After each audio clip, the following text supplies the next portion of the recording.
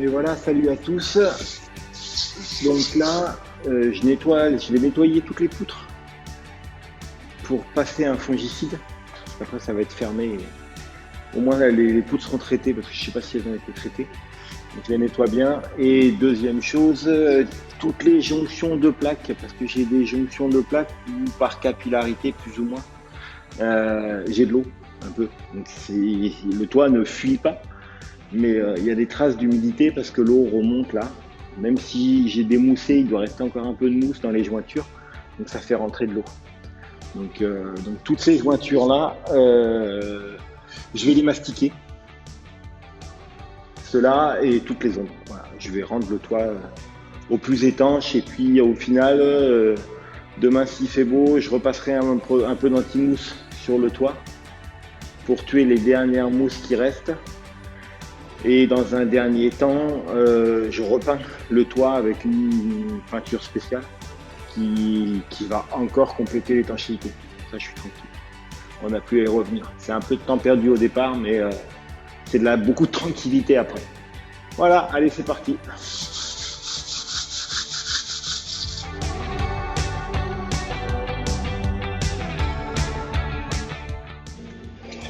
Voilà, c'est fini. Donc tout est dépoussiéré, tout est nettoyé. Je vais attaquer le silicone.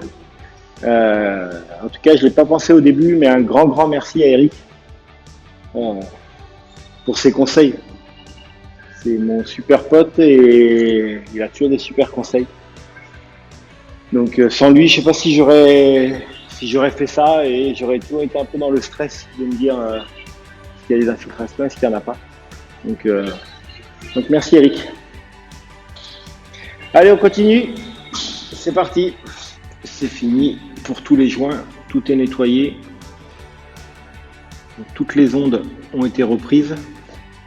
Et également toutes les jonctions de plaques.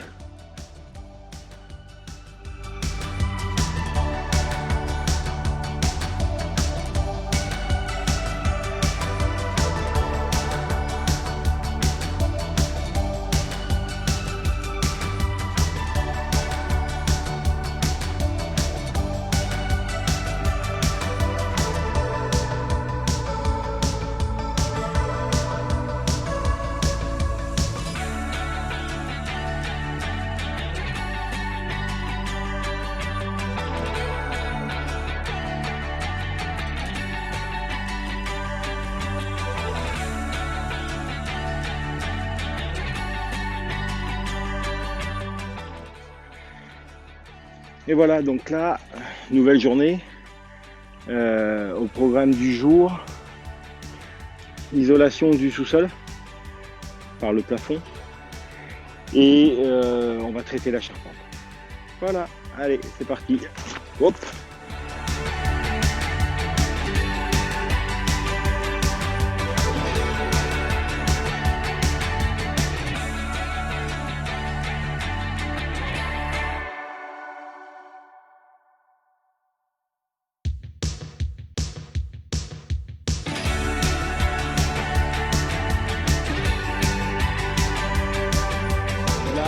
On est en dessous du gîte, donc je vais nettoyer les fils. Je vais vous montrer, ça sera plus simple.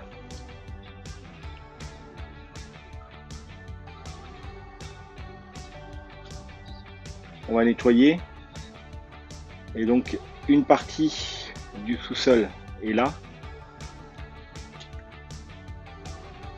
et l'autre partie est dans la porcherie. Voilà, ça s'arrête là. Voilà, c'est toute la partie qu'on va isoler. Un bon nettoyage, quelques fils à couper, c'est parti. Allez, feu!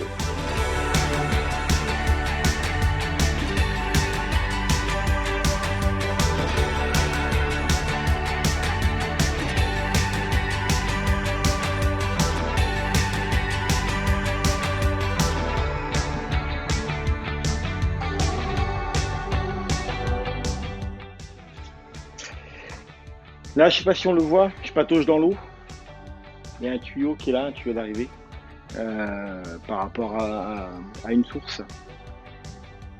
Donc je dois faire la réparation. Je pense que je filmerai parce que ça risque d'être marrant. Pour la simple et bonne raison, c'est que c'est connecté sur un bassin qui est un peu plus. Il n'y a pas de vanne d'arrêt. Donc la réparation, j'ai déjà réparé, faire une réparation de fortune pour pas qu'il y ait de l'eau de partout. Mais ça se feinte, donc il faut remettre un manchon et tout ça. Mais je peux pas couper l'eau. Donc du coup, je vais être obligé de faire la réparation en eau. Donc je pense que je vais prendre une bonne douche. Si tout va bien, il n'y en a pas pour trop long et ça va se faire. Si tout va pas, ça sera plus galère. Enfin bon, faut le faire de toute façon, il n'y a pas le choix. Voilà. Donc bien sûr, je ferai la réparation et je mettrai une vanne. Mais ça, on en reparlera au moment de la réparation.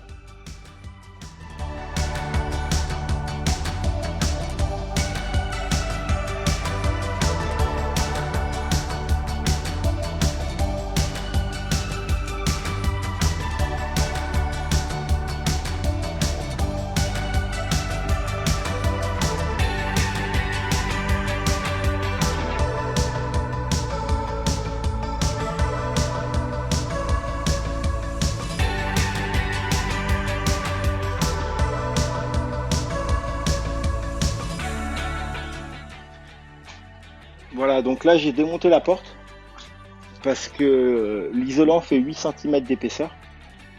Donc je vais être entre 8 et 10. Et après je pouvais plus, ça fermait plus ni rien. Donc la porte, je l'ai mis de côté, je la retaillerai. Quand j'aurai fini l'isolant, je la retaillerai et voilà, tout simplement.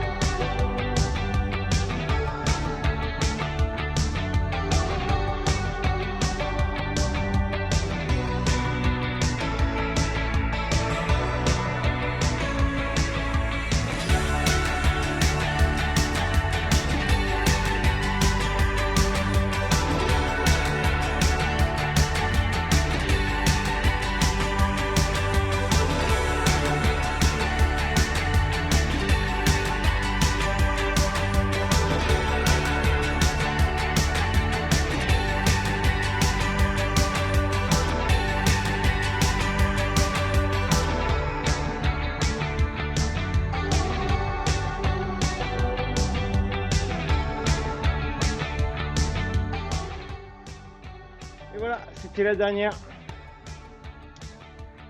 Donc maintenant, il n'y a plus qu'à boucher les trous. Les bordures où on ne joigne pas bien. Donc ça, c'est la mousse polyuréthane. Bon, mais une bonne chose de faite. Allez, je vous montrerai quand j'aurai bouché.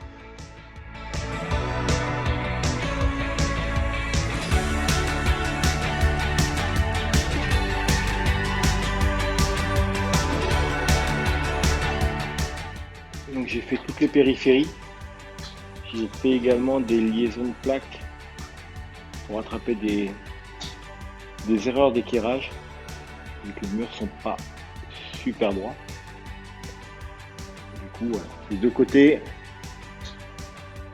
le fameux petit trou de la souris, il est bouché.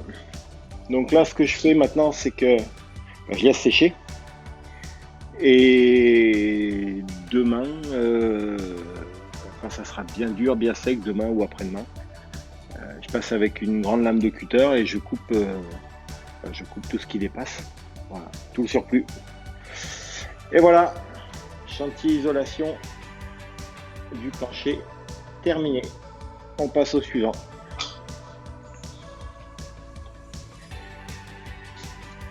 Je vous en avais parlé au début de la vidéo, qu'il allait avoir peut-être un passage marrant. Donc j'ai ce tuyau là, c'est du 40, c'est un gros diamètre, qui fuit. C'est pour ça que j'ai de l'eau par terre. Il fuit pas beaucoup, mais il fuit et on peut pas le réparer parce qu'il est complètement abîmé à cet endroit-là. Donc j'ai fait une réparation de fortune pour pas avoir de l'eau partout, mais ça tient pas. Donc du coup, il va falloir que, hop, je coupe le tuyau. Je sais pas si le kéron il gêne pas. Donc voilà, je recommence. Il va falloir que je coupe le tuyau à peu près à cet endroit-là où là il est bon. J'arrive à rentrer ça dedans. Donc ça en soi c'est pas très compliqué. La difficulté c'est que l'eau c'est l'eau de la source. Il provient d'un bassin de récupération qui est un peu plus haut. Il n'y a aucune vanne d'arrêt. Donc du coup je vais devoir travailler en eau. Donc je pense que c'est pour ça que je me suis changé. Et j'essaye d'être au maximum imperméable à peu près. Et donc du coup il va falloir que je fasse toute la réparation en eau. Donc si j'ai du bol, ça va tout seul. Si j'en ai pas, je vais être bien mouillé.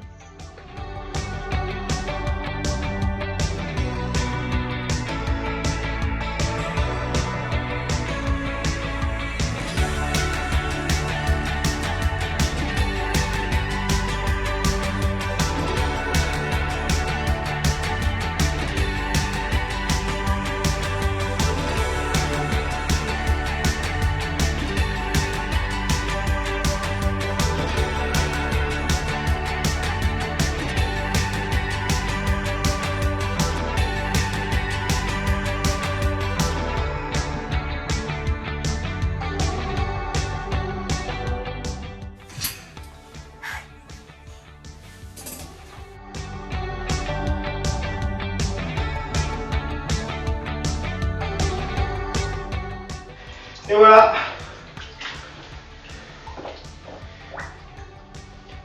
Normalement c'est bon. J'entends pas de bruit d'eau à part de l'eau qui coule dans mes bottes. Donc là je vais nettoyer, je vais balayer pour sortir l'eau et voir si c'est bon tout simplement. Ok, allez. On continue.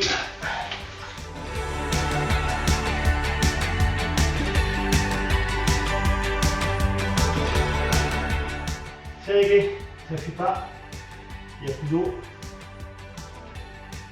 Je pense que je quitterai quand même un peu pour le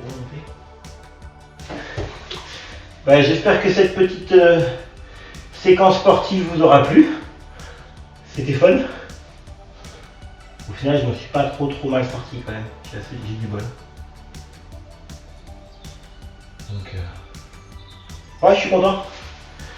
Je suis content, c'était une petite galère. Pas grand chose mais à régler. Au moins je suis à jour. Bon par contre c'était cool de ne pas avoir de pression. Parce que c'était quand même beaucoup plus facile à emmancher. Mais sachant que je comptais utiliser l'eau de la source pour alimenter aussi la maison. Donc pas en eau potable attention, mais pour tout le reste. Je me rends compte qu'il me faut un surpresseur. Donc on rajoutera un surpresseur de manière à avoir 3 barres de pression quoi. Voilà, on le mettra là, on ne prendra pas trop de place. Allez, la suite au prochain épisode. Si la vidéo vous a plu, un petit like, un petit pouce, ça fait plaisir. Et puis pour ne pas les rater, pensez à vous abonner. Allez, bisous bisous. Tchuss.